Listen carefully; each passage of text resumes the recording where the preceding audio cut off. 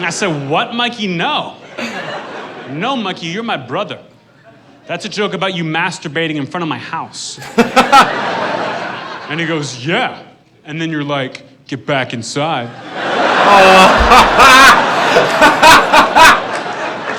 That's grim.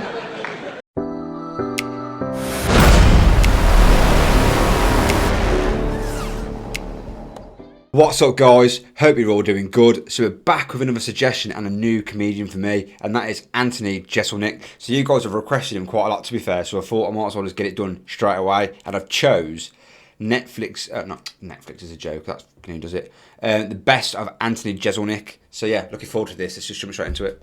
When I was in high school, my high school employed a blind janitor. 100% totally blind. And all the other kids would joke around that he went blind for masturbating too much.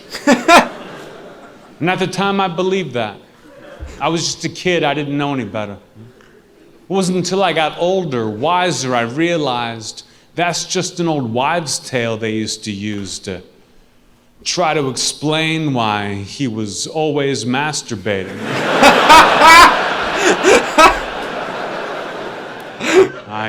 I, of course, live in Los Angeles. I've got a nice place, obviously.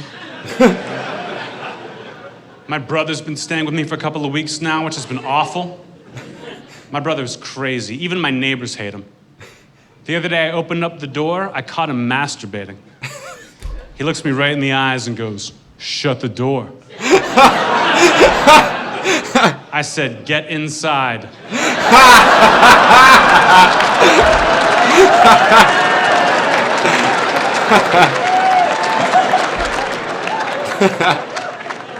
My family loves it when I put them in jokes. They love it. They'll be like, "Anthony, please put me in your next joke." And I'll say, "Are you sure? Because I'm going to make you a pedophile." And they're like, "We don't care. We shouldn't be a part of this thing you've got going on." So I wrote that joke, put my brother, and I'm in Chicago, where he lives, doing a show. After the show, he comes backstage, and I say, "Mikey, what'd you think about that new joke? Did you like the shout-out I gave you?" And he gets all uncomfortable. He goes, "Well, crowd seemed to think it was funny. But I think it's kind of weird that you've got a joke where you want to fuck me."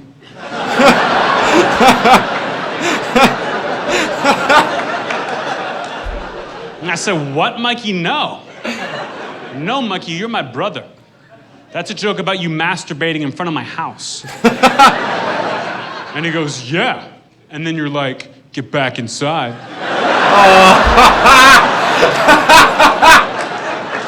That's grim.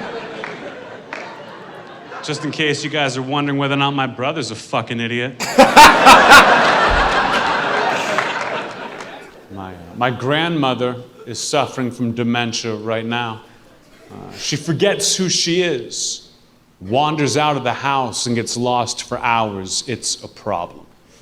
So what I did is I tied a bell around her neck. Sounds inhumane, sure, but problem solved. I mean, that thing is really heavy.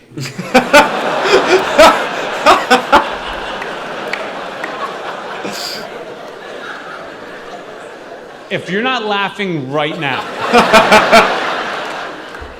the problem is your imagination. Don't get mad at me because you don't know how big bells can get. Man, my parents were strict. Mom and Dad were strict. My mom and Dad once made me smoke an entire pack of cigarettes. An entire pack of cigarettes in one sitting, just to teach me an important lesson about brand loyalty.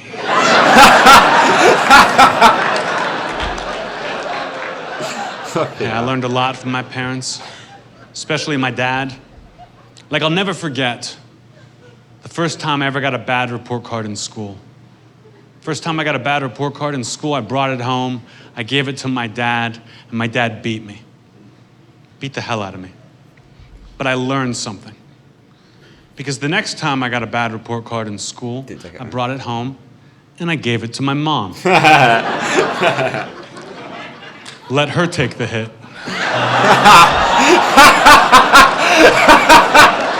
People ask me, what was it like? What was it like to take your friend to get her abortion? It was boring. I don't know why I thought it was going to be fun and exciting. But trust me, the only person more disappointed than me that day was the baby, right?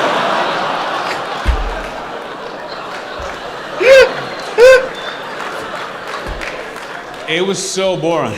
That took like a second to process. It was just me by myself for 2.5 hours in an abortion clinic waiting room, bored out of my mind. I don't know if you've ever been to an abortion clinic waiting room before, but the magazines are not great.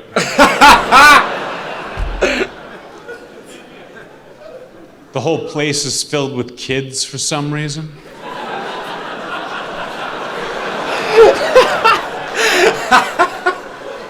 I mean, I thought they were kids. Oh, get out. Turns out they were just ghosts. Oh, this dude is classic. I don't own a gun. I'm against guns, to be honest. When I was a kid, my parents had a gun. My parents said we had to have a gun. Gotta have a gun to protect the 5 children. Gotta have a gun to protect our 5 children. Of course, they eventually got rid of it to protect their 4 children.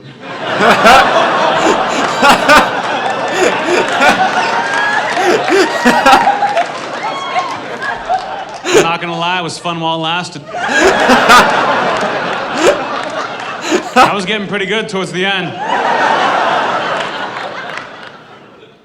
This is who I'm making fun of when I make a joke on Twitter the day of a tragedy. The people who see something horrible happen in the world, and they run to the internet, and they run to their social media, their Facebook, their Twitter, whatever they got, and they all write down the exact same thing. Something super cringe. My thoughts and prayers. Yeah. Oh, God, every time. My thoughts and prayers with the people in Aurora. My thoughts and prayers with the families in Boston. Do you know what that's worth? Fucking nothing. Yep. Absolutely. Fucking less than nothing.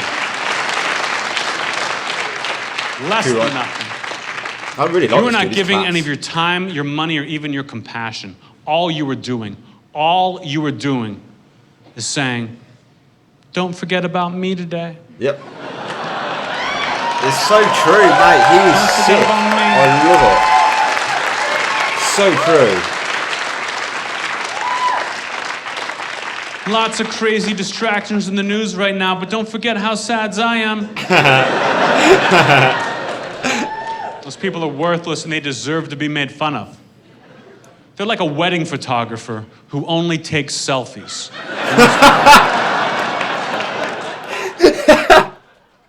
Oh, guys, that was absolutely brilliant. He's mint. I really like him. His class. Guys, get some of his actual clips down. What to actually search for. Because like I say, all I've done is type his name in YouTube and pick the one at the top because it had the most views. But yeah, stick some suggestions down. Really enjoyed that. If you enjoyed that, guys, drop a like and subscribe. See you in the next one. Peace.